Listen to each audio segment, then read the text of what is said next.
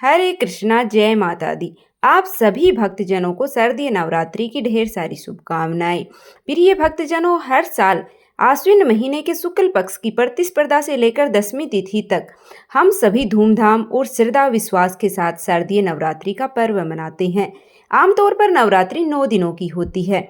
गुप्त नवरात्रि 10 दिनों की मानी जाती है, लेकिन इस बार साल 2025 की शारदीय नवरात्रि एक विशेष सहयोग लेकर आ रही है।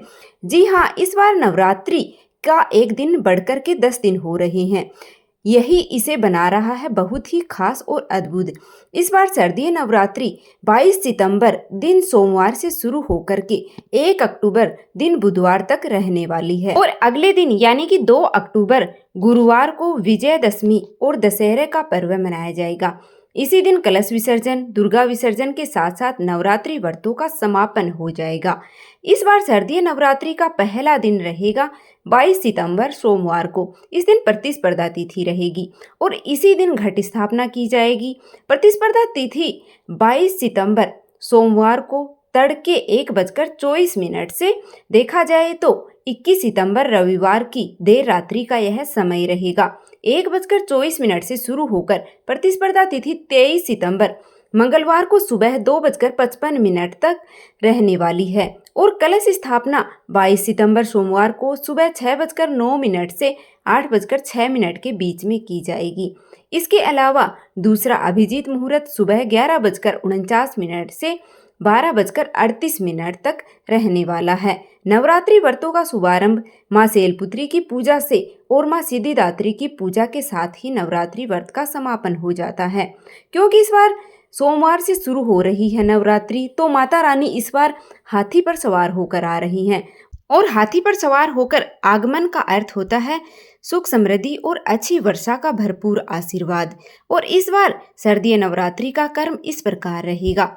22 सितंबर को मां शैलपुत्री, 23 सितंबर को मां ब्रह्मचारिणी, 24 सितंबर को मां चंद्रघंटा, 25 सितंबर को तृतीया तिथि बढ़ी हुई है यानी कि तृतीया तिथि की वृद्धि हो रही है, इसलिए इस दिन नवरात्रि का तीसरा दिन ही माना जाएगा। 26 सितंबर को मां कुष्मांडा, 27 सितंबर को मां स्कंद माता, 28 सितंबर को मां कात्यायनी, 29 सितंबर को मां कालरात्रि, 30 सितंबर को मां महागौरी और 1 अक्टूबर को मां सिद्धिदात्री की पूजा होगी। ध्यान रखिएगा, इस बार तृतीया तिथि 2 दिन पड़ रही है, 24 और 25 सितंबर को। इसी वजह से चतुर्थी तिथि की पूजा 26 सितंबर को होगी। इस बार अष्टमी तिथि, जिसे महाअष्टमी कहते हैं, 30 सितंबर मंगलवार को, महानवमी 1 अक्टूबर बुधवार को और 10वीं तिथि 2 अक्टूबर गुरुवार को रहने वाली है। और कलश विसर्जन और दुर्गा विसर्जन इस बार 2 अक्टूबर गुरुवार को किया जाएगा, जिसका शुभ मुहूर्त सुबह 6:15 से 8:37 तक रहने वाला है। हालांकि बहुत से लोग अष्टमी और नवमी तिथि में भी शाम को पूजा करने के बाद में दुर्गा विसर्जन कर देते हैं। वैसे तो भक्त नवरात्रि के पूरे 9 दिनों तक उपवास करते हैं, लेकिन कुछ भक्त पहला और आखिरी नवरात्रि व्रत करते हैं। ऐसे में जिसके घर में अष्टमी के दिन कन्या पूजन होता हो, उन्हें सप्तमी तिथि को उपवास रख करके फिर अष्टमी तिथि को कन्या पूजन करना चाहिए। और ऐसे में इस बार सप्तमी तिथि 29 सितंबर को रहने वाली है। इस दिन आपको उपवास रखना है। और जिनके यहाँ नवमी तिथि के दिन कन्या पूजन होता है, जो लोग केवल पहला और आखिरी उपवास रखना चाहते हैं, उन्हें 30 सितंबर को अष्टमी तिथि का उपवास करके और फिर 1 अक्टूबर को मां सिद्धिदात्री की पूजा करने के बाद कन्या पूजन करना चाहिए।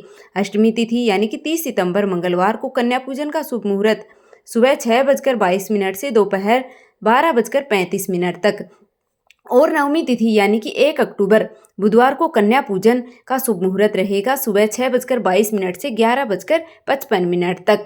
उम्मीद करती हूँ कि आपको यह वीडियो पसंद आई होगी, यह जानकारी पसंद आई होगी। नवरात्रि से संबंधित सभी वीडियो आपको इसी चैनल पर मिलने वाले हैं, तो अभी तक आपने इस चैनल को सब्सक्राइब नहीं किया है तो प्लीज़ चैनल को सब्सक्राइब कर लेना।